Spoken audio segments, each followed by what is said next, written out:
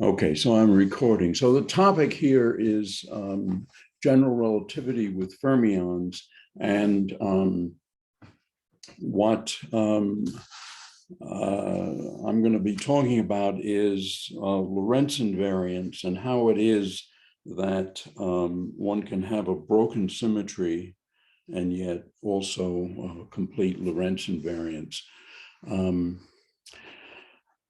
So the context here is that general relativity with fermions has two independent symmetries: general coordinate invariance and local Lorentz invariance. And local Lorentz invariance may be implemented by bosons that have their own Yang-Mills action. Whether this is true or not isn't clear. This is something I proposed. I've called them Lorentz bosons. But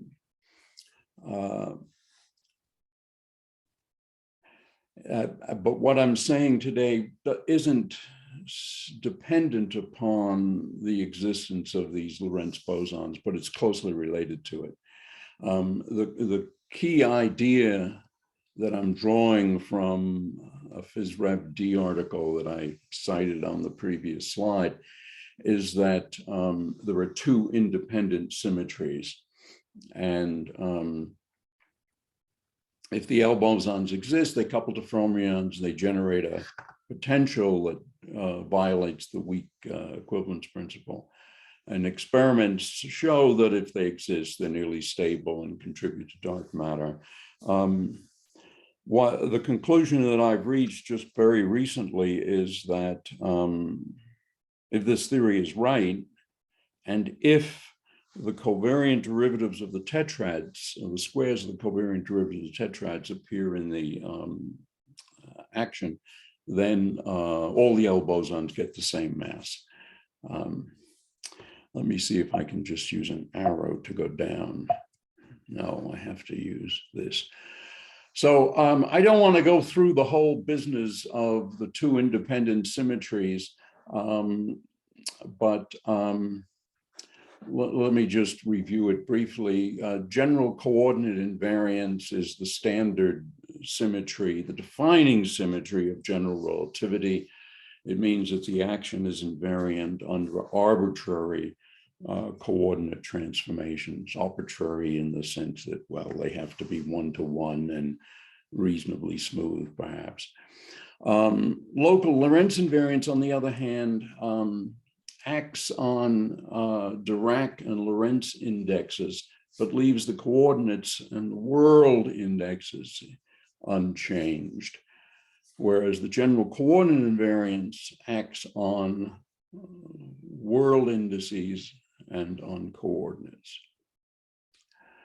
And in standard formulations, local Lorentz invariance is implemented by the spin connection. And what I suggested in a paper that was published in, I think it was either early 2021 or late 2020, is that in fact, it's local Lorentz invariance is implemented by gauge bosons that have their own action. So here's the standard covariant derivative of a Dirac field, leaving out the ordinary gauge fields. And this is the ordinary spin connection. And what bothered me and set me on the path of writing the paper that I mentioned earlier is that this spin connection has such a complicated, kind of tortured form. That's the way I think of this expression. And it's even worse than it looks in this line, because gamma itself is defined as something that is quadratic in the metric.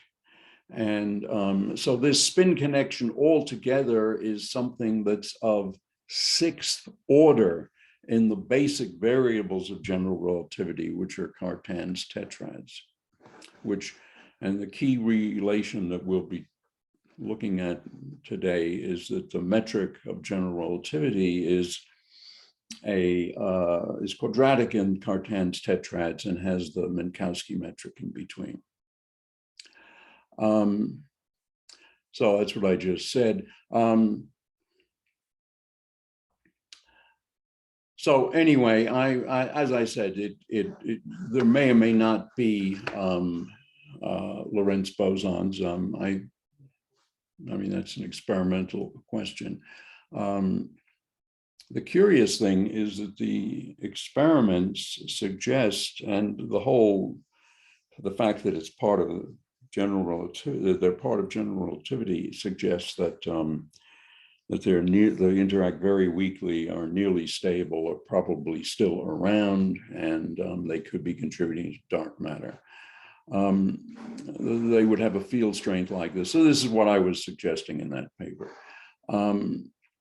Now, a general coordinate transformation acts like this. These are ordinary gauge fields. This is a Dirac field. There's no change.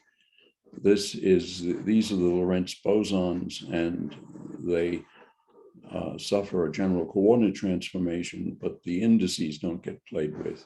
And the tetrads go like that, just a general coordinate transformation. On the other hand, a local Lorentz transformation acts on the coordinates, the Dirac coordinates of the tetrads, and leaves an ordinary gauge field unchanged, changes the Dirac field in this way, and the Lorentz bosons then transform this way, which is sort of the standard way that a Yang-Mills field transforms. And I'm going to skip this because I promised a very short talk. So in that PhysRev article, you can read about the invariance of the Dirac action under local Lorentz transformations, and how the Lorentz field is decomposed and so forth. In that paper, I thought that these Lorentz bosons might get masses from an ordinary Higgs mechanism. And that's conceivable if they exist. But what I'm going to talk about today is something that I think is true if the Lorentz bosons exist. And so let me get you to that. Let me sort of skip some of this. This is what is meant by a Yukawa potential here that would be generated by the massive Lorentz bosons. And these are various experiments that rule out such things. So let me get to the key point now of today's seminar. What about Lorentz invariance? And the idea here is that a Lorentz transformation in this theory is represented by two independent transformations. One is a transformation on the Dirac index or the Minkowski index of the tetrad, and the other is a general coordinate transformation on the world index of the tetrads. And the joint transformations amount to this transformation on the tetrads. And the symmetry of the theory, the symmetry of the action of this theory is such that this general coordinate transformation need not be related at all to the local Lorentz transformation in the theory, of the fields in the theory. And so you combine the two and you get this, but the point is that this general coordinate transformation is independent of lambda. On the other hand, in our universe, tetrads have average values in the vacuum, which make the metric of space-time approximately eta ik. Now I'm leaving out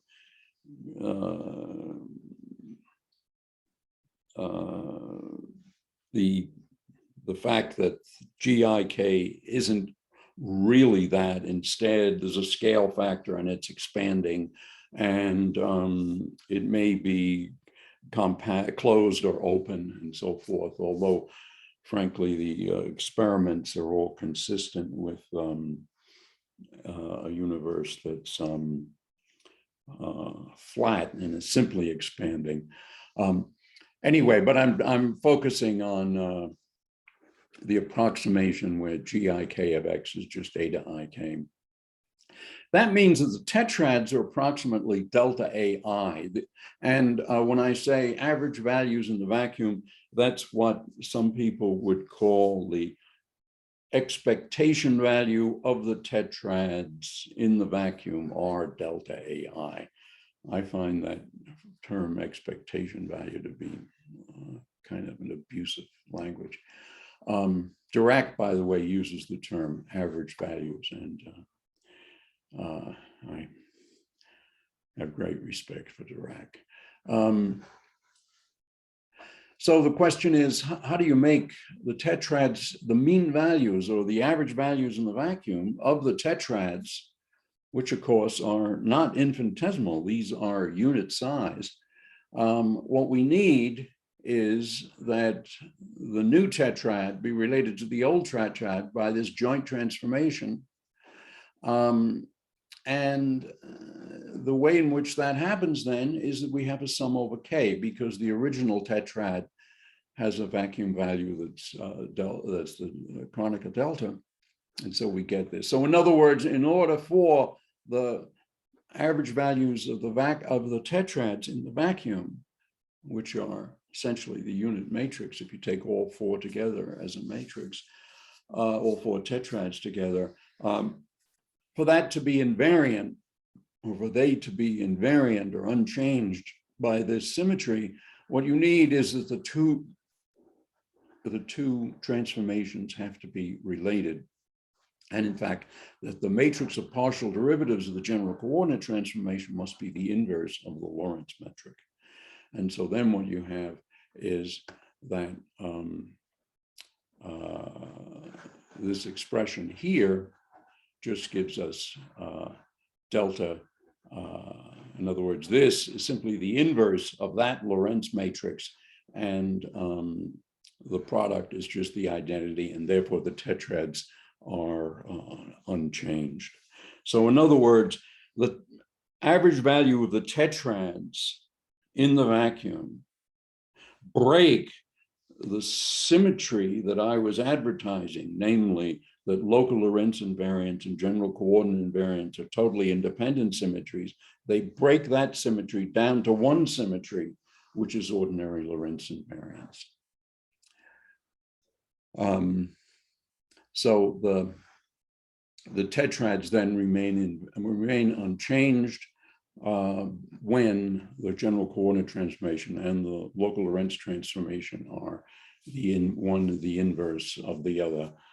I don't know what that capital V is. And it just means that the condition that the twinning condition is what I call the general coordinate, the relation between the general coordinate transformation and the local Lorentz transformation. The condition is simply that the Lorentz transformation, that the general coordinate transformation is the Lorentz transformation represented by the Lorentz matrix. Notice it can still be local. So the symmetry is broken from two independent local symmetries to one local symmetry. And that's then a local Lorentz invariance. Why do the vacuums, why do the tetrads assume such rigid average values in the vacuum? Well, in empty space, Einstein's equations are just that's a scalar curvature and the Ricci tensor both vanish. One solution is GIK equal to eta IK.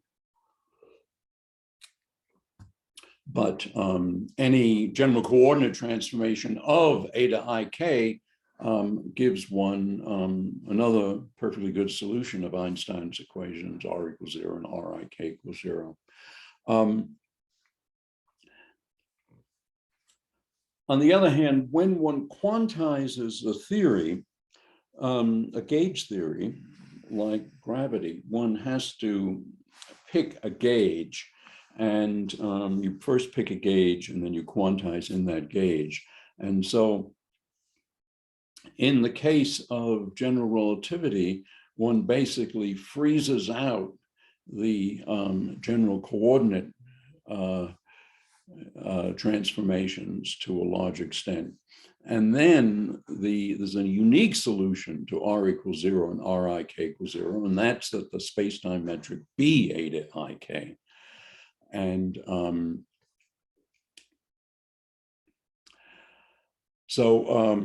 then the question is, if then the tetrads assume these values, average values in the vacuum, what do we say about, and if there are Lorentz bosons, how do the Lorentz bosons react? Well, one can rewrite the Lorentz bosons, there are 6 of them, as a triplet dotted into 3 rotation matrices that are antisymmetric space-space, and 3 symmetric time-space matrices. And then the covariant derivative of the tetrad, and I don't know what this parenthesis X is. I guess I should have read this over again last night or this morning. Anyway, the covariant derivative of the tetrad, so think about a CA sub K in front of this, is then an ordinary space-time derivative, something involving the Lorentz bosons and their matrices, these matrices, and then the ordinary Christoffel connection. On the other hand, in empty space, gamma vanishes, the tetrads are unity, and they have no derivative. So this covariant derivative reduces to simply the Lorentz bosons dotted into the matrices that generate the either rotations or boosts. And it's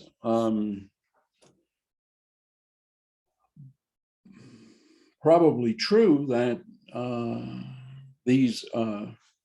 that an invariant form of this, in other words, an invariant form of this occurs in the action, and that in the Hamiltonian, then what occurs is this thing squared and summed over the various indices.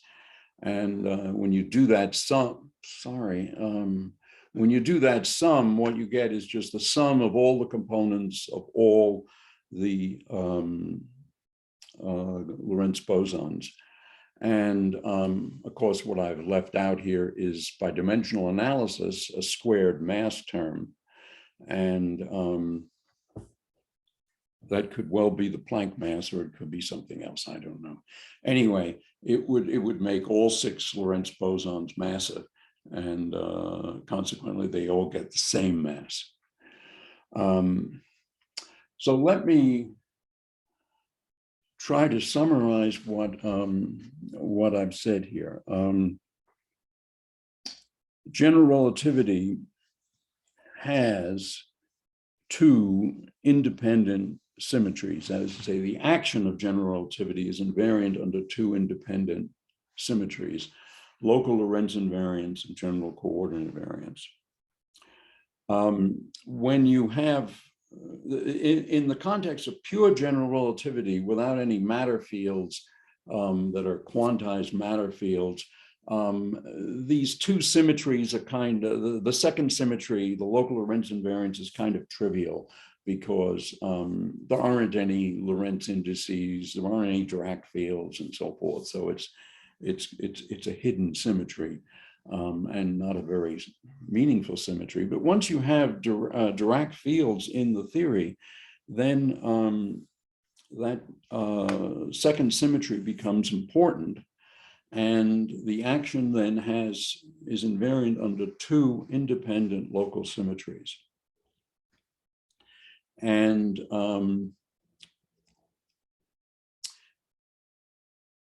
On the other hand, what we know for sure is that the tetrads have average values in the vacuum. And in fact, they're in the conventional way of describing general relativity, the metric of, in fact, always in general relativity, the metric of space-time is quadratic in the tetrads and linear in the constant Minkowski flat space-time metric. If we go to empty space, forget about the matter and forget about the expansion of the universe for the moment, then the metric of space-time, to a good approximation in empty space, is just the Minkowski metric. And that means then that the average values of now the quantized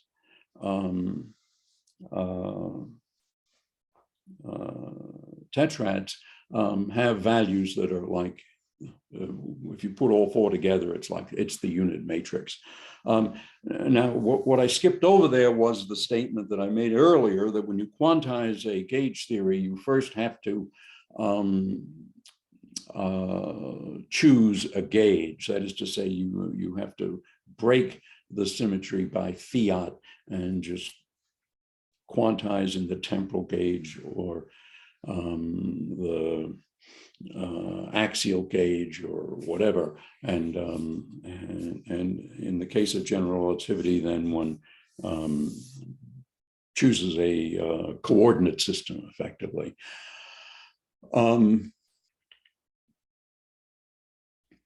So once you've made that choice and quantized the theory, then what you have is that the average value in the vacuum of these tetrads are non-zero. And so under these symmetries, they can't change. And the only way you can avoid having them change is that the two symmetries become married and interlocked in a rigid way, and that the local Lorentz transformation has to be always the same as the local general coordinate transformation. That is to say, the general coordinate transformations get reduced to a local Lorentz transformation, local Lorentz symmetry, and we also have the the symmetries have to be exactly the same. So what is a symmetry? What is the unbroken symmetry? Is local Lorentz invariance, in which the same Lorentz transformation acts on the world indices as on the Lorentz and Dirac indices. And if all this is true, then presumably, and well, you know, the general rule in quantum field theory is you add all interactions that are consistent with the symmetry. Well, a quadratic form in the covariant derivatives of the tetrads is consistent with all these symmetries. And so one would expect then that the Hamiltonian would include these fields, and that would make all 6 Lorentz bosons massive, getting the same mass as it turns out.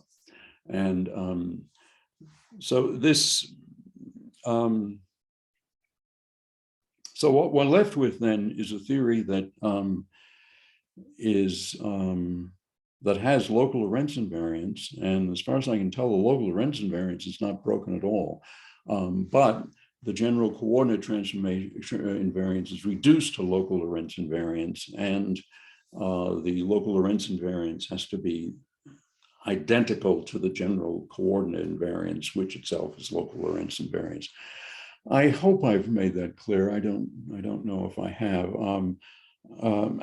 So this is a different kind of slightly different kind of Higgs mechanism. Maybe it's just the same old Higgs mechanism, but anyway, it's a Higgs mechanism, and you notice that it has to come about because we know that the average values of the tetrads are truly non-zero, and under the symmetries, both indexes are acted upon. So I guess that's about it. If anybody has a question, I'd be happy to answer. If not, I'll just stop the recording. And I'm